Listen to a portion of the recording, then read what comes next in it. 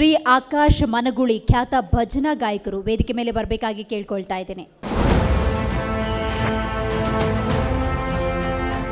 ಆಕಾಶ್ ಮನಗುಳಿ ವಿಜಯಪುರ ಜಿಲ್ಲೆಯ ಬಸವನ ಬಾಗೇವಾಡಿ ತಾಲೂಕಿನ ಮನಗೂಳಿ ಪಟ್ಟಣದ ಖ್ಯಾತ ಭಜನಾ ಗಾಯಕಿ ಲಕ್ಷ್ಮೀಬಾಯಿ ಅವರ ಪುತ್ರ ಆಕಾಶ್ ಮನಗೂಳಿ ಪ್ರಾಥಮಿಕ ಶಿಕ್ಷಣ ಹಾಗೂ ಉನ್ನತ ಶಿಕ್ಷಣ ಮನಗೂಳಿಯಲ್ಲಿ ಮುಗಿಸಿದ್ರು.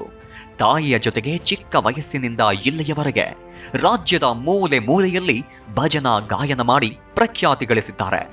ಇಲ್ಲಿಯವರೆಗೆ ಹಲವಾರು ಪ್ರಶಸ್ತಿಗಳನ್ನ ಪಡೆದು ಜನರ ಪ್ರೀತಿಗೆ ಪಾತ್ರರಾಗಿದ್ದಾರೆ. ರಾಜ್ಯವಲ್ಲದೆ ಬೇರೆ ಬೇರೆ ರಾಜ್ಯಗಳಲ್ಲಿ ತಮ್ಮ ಗಾಯನದಿಂದ ಹೆಸರುವಾಸಿಯಾಗಿದ್ದಾರೆ. ಇವರಿಗೆ G Kannada news Yuvarathna award ನೀಡಲು ನಾವು ಹೆಮ್ಮೆ ಪಡುತ್ತೇವೆ.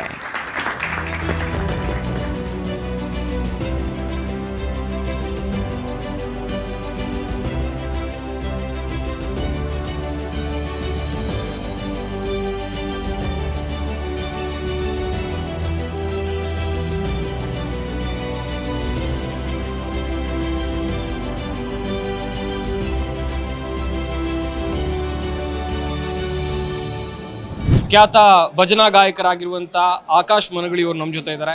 ಸರ್ ನಮಸ್ಕಾರ. ನಮಸ್ಕಾರ ಸರ್. ಸರ್ ಎಷ್ಟು ಖುಷಿ ಆಗ್ತಾ ಇದೆ ಸರ್ ಕನ್ನಡ ನ್ಯೂಸ್ ನ ಯುವರತ್ನ ಅವಾರ್ಡ್ ಪಡೆದ್ಮೇಲೆ? ಹೌದು, ಭಾಳ ಖುಷಿ ಆಯ್ತು ಸರ್. ಯಾಕಂದ್ರೆ ನಾವಿರೋದು ಉತ್ತರ ಕರ್ನಾಟಕ ಭಾಗದಲ್ಲಿ ನಾವು ಮಾಡಿದಂಥ ಸಾಧನೆಯನ್ನು ಗುರುತಿಸಿ ನಮ್ಮನ್ನ ಇಲ್ಲಿವರೆಗೂ ಕರ್ಕೊಂಬಂದು ಈ ಥರ ಒಂದು ಜವಾಬ್ದಾರಿ ಇನ್ನಿಟ್ಟು ನಮಗೆ ಹೆಚ್ಚಿದಂಗೆ ಆಯಿತು. ಯಾಕಂದ್ರೆ ಮುಂದೆ ಮತ್ತೆ ಇದೇ ರೀತಿ ನಾವು ಪ್ರಶಸ್ತಿ ತೊಗೊಳ್ಳೋರಿಗೆ ಮತ್ತು ಎಷ್ಟು ಜನ ಗುರುತಿಸ್ಕೊಟ್ರಲ್ರಿ ಅಂಥದ್ದು ಭಾಳ ಖುಷಿ ಆಯಿತು ನಮಗೆ.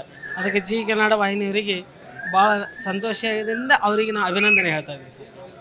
ಸರ್ ಈ ಅವಾರ್ಡ್ ಅನ್ನ ಯಾರಿಗೆ ಡೆಡಿಕೇಟ್ ಮಾಡೋಕೆ ಇಷ್ಟಪಡ್ತೀರಾ ಅಂತ ಹೇಳಿದ್ರೆ ಯಾರಿಗೆ ಅರ್ಪಣೆ ಮಾಡ್ತೀರಾ ಸರ್? ಸರ್ ನಮ್ಮ ತಾಯಿಗೆ ರೀ. ತಾಯಿಗೆ? ಹೌದು, ನಮ್ಮ ತಾಯಿ ಇಲ್ಲ ಸರ್, ತೀರ್ಕೊಂಡಾರ ಅವರು. ಅವ್ರಿಗೆ ಭಾಳ ಆಸೆ ಇತ್ತು ಇಲ್ಲಿ ಟಿ ವಿಯಲ್ಲಿ ಬರಬೇಕು, ಇಂಥ ಅವಾರ್ಡ್ ತೊಗೋಬೇಕಂತ ಆಸೆ ಭಾಳ ಇತ್ತು ರೀ. ಆದರೆ ಇದು ಬಂದಿದ್ದು ನಮ್ಮ ತಾಯಿಯವರಿಗೆ ಅರ್ಪಣೆ ಮಾಡ್ತೀನಿ ಸರ್. ಸರ್ ಪ್ರತಿಯೊಂದು ಪ್ರಶಸ್ತಿಗಳು ಗೌರವಗಳು ಸಮಾಜದಲ್ಲಿ ಜವಾಬ್ದಾರಿಯನ್ನ ಜಾಸ್ತಿ ಮಾಡಿ ಸರ್. ಈ ಪ್ರಶಸ್ತಿ ಮೂಲಕ ನಿಮ್ಮ ಜವಾಬ್ದಾರಿ ಎಷ್ಟು ಮಟ್ಟಿಗೆ ಜಾಸ್ತಿ ಆಗುತ್ತೆ ಸರ್? ಮಾಡ್ಬೇಕು ಸರ್. ಇನ್ನೂ ನಮ್ದೊಂದು ಸಂಸ್ಥಾನ ಸ್ಥಾಪನೆ ಮಾಡ್ಬೇಕು ಅನ್ನೋದು ಐತೆ ಸರ್. ಇವಾಗ ಅದನ್ನು ಮತ್ತೆ ಮಾಡಿ ಮತ್ತೆ ಈಗ ಮುಂದಿನ ದಿನಗಳಲ್ಲಿ ಅದನ್ನು ಮಾಡಿ ತೋರಿಸ್ತೀನಿ ಸರ್. ಪ್ರಯತ್ನ ಮಾಡ್ತೀನಿ. ಎಸ್ ಸರ್, ಮತ್ತೊಮ್ಮೆ ಅಭಿನಂದನೆಗಳು. Thank you so much Zee Kannada news ಜೊತೆಗೆ ಮಾತನಾಡಿದ್ದಕ್ಕಾಗಿ. ಧನ್ಯವಾದಗಳು.